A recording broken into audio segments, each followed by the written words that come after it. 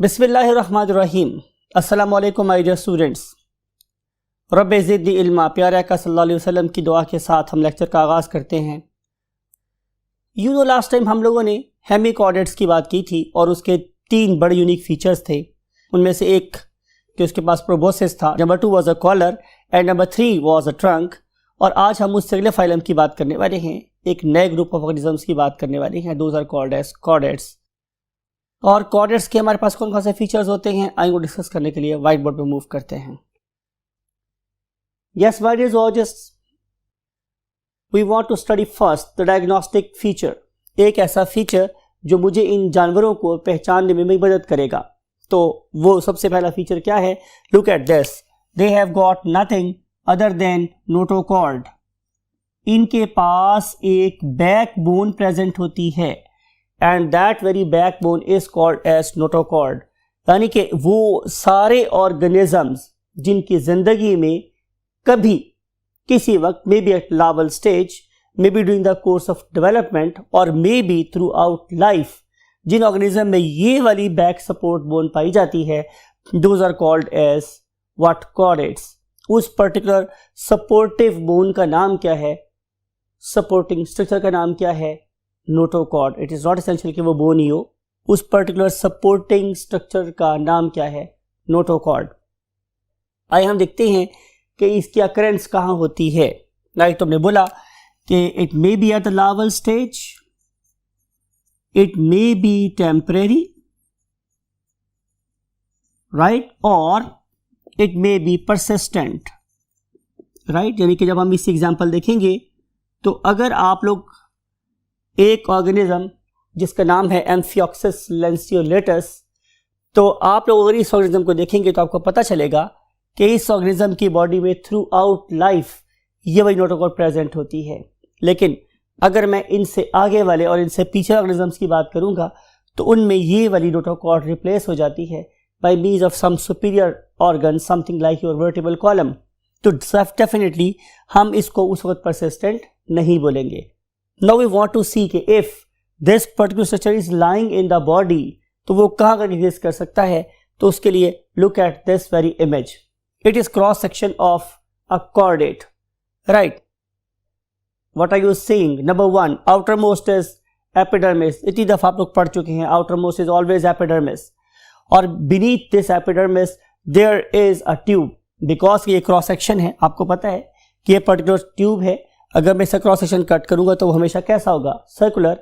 तो इस particular tube का क्रॉस सेक्शन भी कैसा है? सर्कुलर।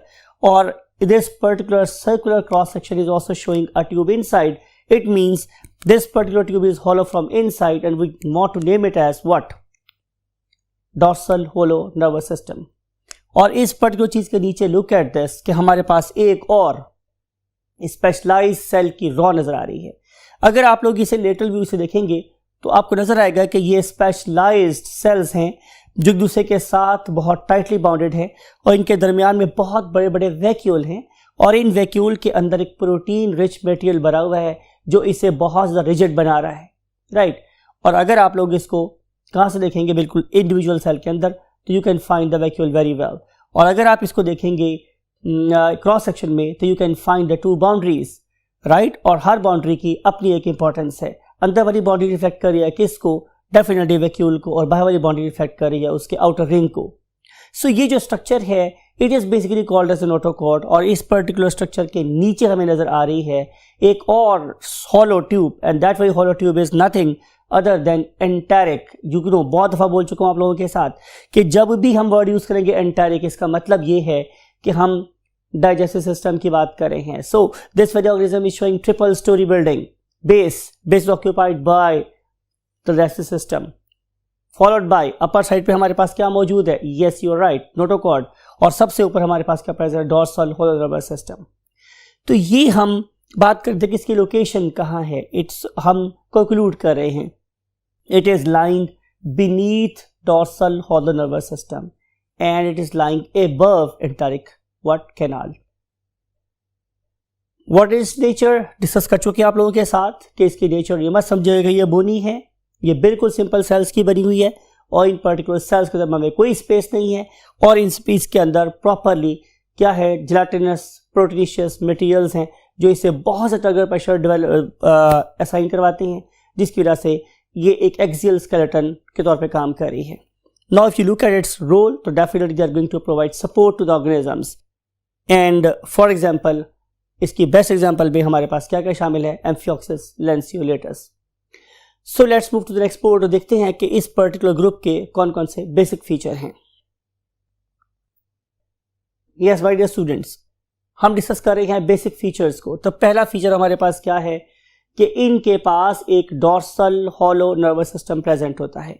अगर आप इन ऑर्गेनिज्म की डेवलपमेंटल स्टेज को देखें तो आपको पता चलेगा कि ये वाला dorsal hollow nervous system it is ectodermal in origin. मैं जब बात करता हूँ एक्टोडर्मल इन ओरिजिन, इसका मतलब ये है कि ये सबसे बाहर वाले सेल्स हैं. इनके बिल्कुल नीचे प्रेजेंट थी एक mesoderm, right, that is called as notochordal mesoderm or chorda mesoderm. And this, look at this animation, this particular chorda mesoderm is going to induce का मतलब मुतासिर करना. ये अपने से ऊपर वाले सेलों को क्या करिए, मुतासिर करिए, अफेक्ट करिए. It is going to induce some substances into the upper layer. Therefore, it is going to differentiate from rest of the cells, means the skin making cells. यहाँ से डिफ्रेंसिएशन का प्रोसेस शुरू हो जाता है. हमारे skin forming cells nervous system forming cells में convert होना शुरू हो रहे हैं. और ultimately this particular plate will fuse together and will form a hollow tube that is called as dorsal hollow nervous system. Right, दो बातें मैंने आपको बताई हमारे डियर स्टूडेंट्स जो आपको बहुत ज़्यादा गौर से अपने माइंड में रखनी है. नंबर 1 कि ये एक्टोडर्म से बनी है. नंबर 2 कि ये अंदर से हॉलो है. जब ये वाली प्लेट फ्यूज होती है ये एक पूरी ट्यूब बन जाती है और ट्यूब बनने के बाद ये क्या कहलाएगी, डॉर्सल हॉलो नर्वस सिस्टम. याद रखने वाली बात ये है कि इन वर्टिब्रेट्स में जो हमारा नर्वस सिस्टम है it is basically ventral in position, but in case of vertebrates and chordates nervous system is always dorsal in position. So position is very important. Dorsal hollow nervous system, right? Number two thing is presence of notochord. अभी discuss किया हमने कि इसी particular dorsal होलो tube के नीचे हमें एक solid rod of cells नजर आती है, and that particular solid rod of cell may be persistent or may appear for shorter period of time, and in you can say advanced cases it may be replaced by even more advanced structures like vertebral column. The best example are you, right? तो दूसरा जो feature है वो क्या है, presence of notochord. अब हम बात करें लास्ट फीचर की. आप इन तमाम इमेजेस को देखें तो इन सब में आपको एक ही चीज नजर आ रही है कि इनके पास हमें पेयर्ड गिल्स नजर आते हैं. इनमें से कोई भी ऐसा ऑर्गेनिज्म नहीं है, लेट मी सरप्राइज यू, अगर मैं आपकी बात करूं तो आपकी जिंदगी में भी कभी ना कभी during the course of your development, and that very developmental stage is called as ontogeny. During the course of ontogeny आप लोगों की बॉडी ने भी रिपीट किया था तमाम प्रोसेस ऑफ एवोल्यूशन को. अगर हम एवोल्यूशन को माने और एवोल्यूशन को हम जैसे मानते हैं तो हमारा बिलीफ ये है कि हमारे इंसेस्टर्स कॉमन थे. वो इंसेस्टर कौन थे, कॉर्डेट्स. तो अगर हमारे इंसेस्टर कॉर्डेट्स थे तो हमारी ज़िंदगी के दौरान में भी कभी ना कभी क्या बनने चाहिए, गिल्स बनने चाहिए. एंड येस इट डज, ऐसा ही होता है कि हमारी लाइफ में जब हम एम्ब्रियो होते हैं तो हमारी लाइफ में भी प्रॉपर गिल्स बनते हैं, लेकिन गिल्स बाद में रिप्लेस हो जाते हैं definitely by lungs and some other organs like internal ears. तो हम कहना ये चाह रहे हैं हमारे स्टूडेंट्स कि हमारी ज़िंदगियों में भी लक़द खलक़ल इंसान फ़ी अहसन तक़वीम की बात की जा रही है, इंसान की बात की जा रही है. कि हम अपनी बात भी करें तो हमारी कोर्स ऑफ डेवलपमेंट में भी हमें प्रॉपर गिल्स नज़र आते हैं. वो अलग बात है कि they are further replaced by superior organs like your lungs, right. तो ये तीन फीचर तमाम के तमाम कॉर्डेट्स में प्रेजेंट होते हैं. दोबारा से देखते हैं. Number 1 presence of dorsal hollow nervous system. आइए आप लोग लिख भी देते हैं. Number 1 presence of dorsal hollow nervous system, right. आप लोगों ने पूरा लिखना है. चलें आप कंफ्यूज ना हो, मैं भी पूरा लिख देता हूं. presence of dorsal hollow nervous system, and then is presence of notochord, right, and finally presence of paired gills at some stage of their life. This particular, तो हम क्या कह रहे थे कि इन ऑर्गेनिज्म की बॉडी में किसी न किसी स्टेज के ऊपर गिल्स जरूर प्रेजेंट होते हैं। वो अलग बात है कि बाज़ ऑर्गेनिजम्स में ये वाले गिल्स रिप्लेस हो जाते हैं by some superior structures like the lungs, और आई थिंक आप फौरन पहचान गए कि हम आप लोगों की बात कर रहे हैं। Now we want to move to the classification कि इस particular group that is perhaps the most diverse and currently ruling group on the face of earth, that is called as a chordates। इसी कौन सी types हैं? Let's move to the next column of the board। Yes my dear students, हम discuss कर रहे हैं chordates की, और chordates को हम लोगों ने दो मेन कैटेगरीज में डिवाइड कर दिया है। Number one is called as acrania। You know very well कि हम अपनी बायोलॉजी में जब भी वर्ड यूज करते हैं ए, इसका मतलब होता है नो, एंड crania का मतलब है हैविंग क्रेनियम, यानी कि इन ऑर्गेनिजम्स के पास क्रेनियम नहीं है। अब समझना हमें ये है कि हम क्रेनियम किसे कहते हैं। तो माय डियर स्टूडेंट्स, वो वाला केस, वो वाला बॉक्स जिसके अंदर हमारा ब्रेन बंद होता है, उसे हम क्या बोलते हैं? क्रेनियम। अब आप इन ऑर्गेनिज्म को देखें कि ये एवोल्यूशन की अभी इब्तिदा पर हैं। They don't have that much excessive number of intermediate neurons. तो जब इनके पास बहुत ज़्यादा इंटरमीडिएट न्यूरॉन्स नहीं है तो डेफिनेटली उनके पास मीन टू से ब्रेन नहीं है, और अगर ब्रेन नहीं है तो फिर ब्रेन के प्रोटेक्टर की क्या ज़रूरत है? ज़ाहिर है वो भी नहीं होगा। तो इन लोअर कॉर्डेट्स को हम लोग नाम कह देते हैं एक्रेनिएट्स, मीन्स कि इनके पास ब्रेन नहीं है। डॉर्सल हॉलो नर्व कॉर्ड, ये नर्वस सिस्टम प्रेजेंट है, लेकिन उसकी एंटीरियर स्वेलिंग नहीं है, that is going to store excessive number of intermediate neurons और एसोसिएट न्यूरॉन्स। तो इसलिए वे क्या बोल रहे हैं? एक्रेनिएट्स। और इन एक्रेनिएट्स को अगर मैं डिवाइड करूं तो इसकी मेरे पास तीन टाइप्स नजर आती हैं हमें। Number one urochordates, and number two is cephalochordates, and number three is craniates. तो ये तीन मुझे टाइप नजर आ रही हैं, और एक्रेनिया में जो सबसे पहली टाइप है मेरे पास, that is called as the urochordates. और यूरोकॉर्डेट्स को हमने फर्दर तीन सब टाइप्स में डिवाइड कर दिया है। नंबर वन यूरोकॉर्डेट्स, यूरो का मतलब है मेरे पास अर्लियर, और कॉर्डेट्स का मतलब जाहिर है ऑर्गेनिज्म हैविंग द नोटोकॉर्ड। तो इन पर्टिकुलर यूरोकॉर्डेट्स का एक नाम और भी है, that is called as the Tunicata. Now what is basically a tunicate? Tunicate is an organism that is going to make a special protection around it, and that very special protection is called as tunic. So it is made up of a special protein that is called as tunicin। तो जिन organism के बाहर ट्यूनिसिन की बनी हुई एक protective coat present है, all of them are included in one group, and that group is called as Tunicata.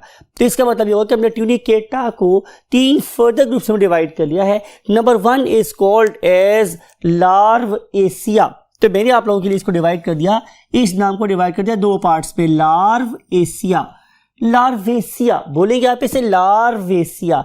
Asia सब में आना है, ACEA सब में आना है, इसलिए मैंने लार्व को और एशिया को सेपरेट कर दिया। अगर आप यहां पे देखें तो यहां पे भी एसिड मी टू से इतना पोर्शन एंड देन एशिया। सो बोलेंगे आप इसे कैसे? एसिडेसिया, एसिडेसिया। और अगर आप इसको देखें तो यहां पे भी थैली और उसके बाद एशिया। तो तीन ग्रुप्स हो गए, number one larvacea, number two ascidiacea, और number three thaliacea. These three groups have some common characters। जाहिर है सबसे पहला कैरेक्टर तो यही कॉमन होगा कि इनके पास नंबर वन पे क्या होना चाहिए? Definitely they should have a dorsal horn nervous system, they should have a notochord. तो ये वाले फीचर तो यहाँ पे प्रेजेंट ही हैं। कुछ एक्सेसिव फीचर्स भी यहाँ प्रेजेंट हैं। फॉर एग्जांपल लार्वेसिया की सबसे जो बड़ी दो एग्जांपल हैं उसके लिए आप ये इमेज देखें। Number one is called as oikopleura. बोलना सीखिए क्या मेरे साथ, आपको जब बोलना सिखाते भी हैं इसको प्रोनाउंस करना भी सिखाते हैं। Echo, echo, right, echo and then pleura. बहुत से लोग इसको याद करने के लिए ओइकोप्लूरा भी कहते हैं, राइट, इकोप्लूरा और ओइकोप्लूरा, जो भी आपको अच्छा लग रहा है। आपको अपने सबसे जो इंपॉर्टेंट पर्सपेक्टिव है या माइंड में सोचना चाहिए वो क्या है कि आप स्पेल को सही लिख सकें। आप स्पेल को प्रोनाउंस करते एक सेकंड बात है, अभी आप इतने बड़े जॉर्जस नहीं हुए, लेकिन एटलीस्ट आपको करेक्ट स्पेलिंग लिखनी है एग्जाम में, तो इसके लिए आप इसे ओइकोप्लूरा ही याद करें, oikopleura. And then next word is appendicularia, appendicularia. तो तो these are the two examples representing larvaceae, right?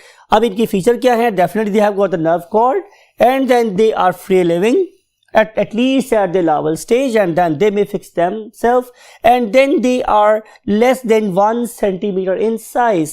आगे मैंने ब्रैकेट में कैटेगोरी लिखा हुआ एक्सक्लूडिंग टेल. इनकी टेल्स बहुत लंबी होती हैं, लेकिन अगर मैं इनकी टेल को उतार दूं तो बाकी मेरे पास सिर्फ और सिर्फ 1 सेंटीमीटर ऑर्गेनिज्म बचता है. तो इमेजिन कि कितने छोटे छोटे नन्हे मुन्ने से कोऑर्डिनेट्स हैं, right? And now if you want to develop some sort of resemblance, तो वो resemblance किस तरह की है? Something like a tadpole. लेकिन इनके पास एक यूनिक फीचर प्रेजेंट है. वो क्या? कि they always make tests. और अगर मैं आप लोगों से पूछूं my dear students कि इनके टेस्ट किस चीज के बने होंगे, तो I think few intelligent students will reply promptly made up of tunicates because they are tunicates, right? Now we want to jump to the next class, and next class is called as Acidaceae, right? अब इसकी पहले आप 2 example देखेंगे ताकि आप लोगों के mind में इनके क्या हो फीचर्स आ जाए, फिर हम उनके बारे में मजीद बात करते हैं. Number 1 example is ascidia. Ascidia, very first example is Acidia. Look at its image, right? And now we want to see the next example, and next example is Cyona. Cyona intestinalis. मेरा ख्याल है कि intestine आपके लिए कोई बड़ा मुश्किल सा नाम नहीं है, right? और Cyona intestinalis is an example of Acidia, right?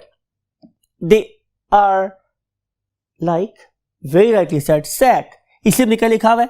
Sac like. And we also call them as what? Sea squares. Now we want to move to the last class, and that class is called as Thaliacea or Thalacia. इसी example भी देखेंगे क्योंकि book में सिर्फ आपकी example लिखी है, तो हम सब एग्जाम्पल तक फाइन रहेंगे. Number one example is Salpa. Look at this. Its name is Salpa. Look at its image. And now we want to move to the last example, and that is called as Doliolium.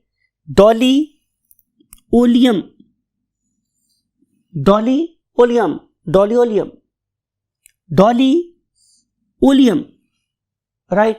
तो आप इन image को अपने mind में रखें और इनकी classes को भी अपने माइंड में रखें, बिकॉज कि ये वाली क्लासेस के नेम्स और ये एग्जांपल्स आपको वो नंबर मुमकिन है दे जाएं जो आपको किसी अच्छे मेडिकल कॉलेज में ले जाएं. Now we want to move to the next class. Next group of these particular acrania. कि पहला ग्रुप मेरे पास कौन सा था? हमारे पास स्टूडेंट्स यूरोकॉर्डेटा. और हम जिसकी बात कर रहे हैं, those organisms are very special. Why we want to say them very special? Because perhaps they are the ancestors of all craniates. हालांकि हमने इसे कहां प्लेस किया हुआ है? एक्रैनिया के अंदर, लेकिन इन ऑर्गेनिजम्स ने क्रेनिएट्स की फाउंडेशन ले की, यानी कि शायद क्रेनिएटा और एक्रैनिएटा के संगम पे, यूनियन पे, जंक्शन पे जो ग्रुप हमें नजर आता है, that is called as cephalochordates, right? और इन सेफलोकॉर्डेटा की जो एग्जांपल है उसमें लेप्टोकार्डाई, and then Brachiostoma means Amphioxus lanceolatus. These are the 2 examples of cephalochordates. अब cephalochordates को फिर भी हम क्यों नहीं प्लेस कर रहे एक एरिया में? बिकॉज कि although इनकी डॉर्सल हॉलो नर्व ट्यूब आगे वाली साइड से, एंटीरियर वाली साइड से थोड़ी सी कैसी है? बल्जिंग है, बाहर की तरफ निकल रही है, but still we cannot call them as organism having the brain, right? Still number of intermediate neurons, they do not sufficient to be called as brain, right? And then look at this. Why we call them ancestors of all chordates? Because they have got a nerve cord, and this particular nerve cord extend along the whole length. Means आप लोग इस particular organism को देखें, I am talking about Amphioxus lanceolatus. तो इस organism में आपको dorsal side पे right from the head to the tail, यानी कि पोस्ट एनल रीजन तक भी आप लोगों को नजर आती है क्या? नोटोकॉर्ड. और सबसे अहम बात यह है कि ये नोटोकॉर्ड परसिस्ट करती है throughout the whole life. और इन ऑर्गेनिज्म ने उन ऑर्गेनिजम्स की फाउंडेशन रखी कि जिन्हें हम लोगों ने बाद में चल के क्या नाम दिया? वर्टिब्रेट्स का. अगर ये वाली सपोर्टिव बोन पूरी जिंदगी परसिस्ट ना करती तो शायद वर्टिबल कॉलम वाले ऑर्गेनिजम्स की फाउंडेशन ले ना हो सकती. अगर इस पर्टिकुलर ऑर्गेनिज्म के ट्यूब की एंटीरियर साइड स्वेल होना ना शुरू करती तो मुमकिन है कि हम लोगों को इतनी स्पेस ही ना मिलती कि हम एक्सेसिव नंबर ऑफ न्यूरॉन्स को प्रोड्यूस कर सकते या उन्हें स्टोर कर सकते और फिर हम एक्स्ट्रा बायोलॉजिकल एक्टिविटीज करने के काबिल भी ना होते। एक्स्ट्रा बायोलॉजिकल एक्टिविटीज मीन्स कि हम सोच सकते हैं, राइट, हम कैलकुलेट कर सकते हैं, हम लोग लॉजिक्स और यू कैन से रीजंस के बुनियाद पे बातें कर सकते हैं। ये सारी और सारी इसीलिए पॉसिबल है बिकॉज कि हमारे पास extra biological number of neurons present है जो मेरी बॉडी की बेसिक नीड्स को पूरा करने के बाद भी सफिशिएंट अमाउंट में पड़े हुए हैं और बेसिकली वही हमें न्यूटन और आपको डॉक्टर बनवाएंगे। Got my point? Now we want to move to the next group and next very group is called as Craniata. Mean to say अब हम उन ऑर्गेनिजम्स की बात करेंगे जो जाहिर है एक क्रेनिया के लेवल से ऊपर आ गए। Means now they have got not only a dorsal horn nervous system but they do have an anterior swelling. आपको बहुत दफा बताया एंटीरियर का मतलब होता है आगे वाली, यानी कि अगर आप इस पर्टिकुलर इमेज को देख रहे हैं तो यू कैन सी कि इस पर्टिकुलर इमेज के डोर्सल व्यू में आप लोगों को एंटीरियर पोर्शन कैसा नजर आ रहा है? फूला हुआ नजर आ रहा है। Therefore we want to say them as craniates because they do have what excessive number of intermediate neurons, so they should be given protection, and protection can only be given by means of the cranial cavity only, and cranial cavity can only be formed by the presence of cranium. हमने इस craniata को नीचे लेके आए हैं। Look at this. Because we are suffering from scarcity of the space, तो हम इस क्रेनिएटा को मूव किया हमने डाउनवर्ड मूव करने के बाद हम लोगों ने इसकी दो मेन क्लासेस बना दी। Look at this image. One of them is called as agnatha and other one are called as gnatha. जब मैं वर्ड यूज करता हूं agnatha, इसका मतलब मेरे पास क्या है? अगेन हम बायोलॉजी पढ़ रहे हैं और बायोलॉजी में हमने आपको सिखाया था कि जब भी हम वर्ड यूज करते हैं ए तो इसका मतलब होता है नहीं। एग्नेथा इसका मतलब ये है कि इन ऑर्गेनिजम्स के जॉस नहीं हैं, right. Now what is a jaw? आप उस पर्टिकुलर चीज को जॉ कैसे, जिस पे मेरी दाढ़ी उगी हुई है, right, this portion is called as a basically jaw, right. जब तक ये नहीं था हमारे पास तो हमारा शुरुआत के ऑर्गेनिज्म में होता था एग्नेथा में, राइट। लेकिन जो आपसे बातें कर रहा हूं या जो मैं चीजों को च्यू कर सकता हूं, जो मैं बोन्स को क्रश कर सकता हूं, if I am a tiger और लाइन मैं प्रेडेट कर सकता हूं, तो it is all due to presence of the marvellous creation of the god and that very thing is called as what? The jaw, lower jaw, right. तो हमने इस particular चीज को आने के बाद ऑर्गेनिज्म के दो ग्रुप बना दिए। One of them was agnatha, other one was gnatha. तो हम लोग इस पॉइंट पे हैं। Now look at this, what is agnatha? Agnatha की बेस्ट एग्जांपल हमारे पास क्या है?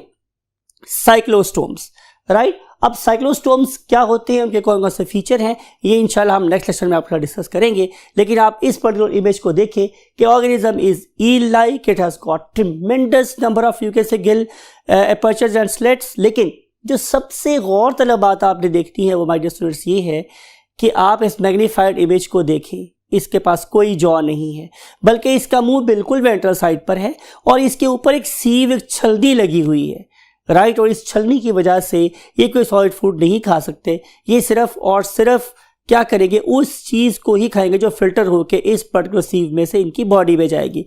Best example for their food are the planktons. Planktons क्या होते हैं ये आप भी सोचिएगा। Now we want to move to the next class and next class is called as gnatha. Means हम ऐसे ग्रुप की बात कर रहे हैं जिनके पास प्रॉपर जॉज प्रेजेंट है। अब हम लोगों ने किया क्या है कि इस पर्टिकुलर जॉड ऑर्गेनिज्म को फर्दर दो कैटेगरीज में डिवाइड कर दिया है। Look at this, one of them is called as Pisces.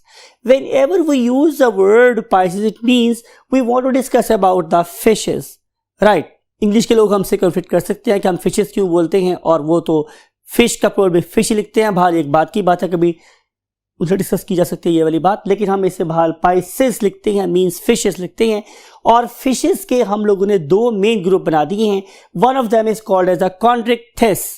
कॉन्ट्रिक्थिस का मतलब ये है कि इन ऑर्गेनिजम्स के अंदर जो स्केलेटन है it is made up of cartilage. तो वी कैन से कि पाइसेस की मेरे पास दो टाइप्स हो गई। One of them is called as cartilaginous fishes, right, and other one are called as osteichthyes. Osteichthyes means bony fishes, right? तो मेरे पास दो किस्म की फिशेस हो गई। लेकिन इनमें से हम किसी को ये नहीं कह सकते कि दे हैव गॉट द 4 limbs। और अब मैं जिस दूसरी क्लास का जिक्र करने वाला हूं, that very class is called as Tetrapoda, यानी कि ये वो वाले ऑर्गेनिजम्स हैं जिनके प्रॉपर 4 पांव प्रेजेंट है। इनके अंदर भी 4 पांव in the terms of paired fins present थे, लेकिन आप लोग उसे बहाल पांव नहीं कह सकते। हाँ, आप ये जरूर कह सकते हैं कि during the course of evolution ये paired appendicular structures they laid the foundation of टेट्रापॉडी।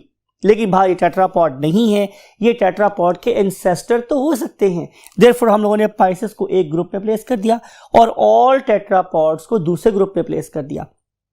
अब टेट्रापॉड्स की फर्दर हमारे पास कितनी क्लासेस हैं? 4। One of them is called as amphibian, other one is called as the reptiles, next is called as the aves or the birds, and last but not the least are the mammals। तो ये हैं हमारे पास 4 different type से क्या classes of tetrapods. ये कोई नई बात नहीं है, इसलिए हम इसको इतना डिटेल से आप लोगों के साथ नहीं करें।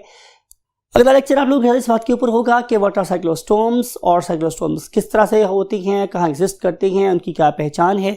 इन सारी बातों के लिए हम आपसे मिलेंगे नेक्स्ट लेक्चर में। और हमेशा की तरह इस दुआ के साथ कि आप अपने इर्द गिर्द सानिया बांटें और अपने पेरेंट्स के लिए ख़ास तौर पे आप एक बहुत बड़ी नेमत साबित हों। मैं चाहूँगा आप लोगों की इजाज़त और कहूँगा आप लोगों को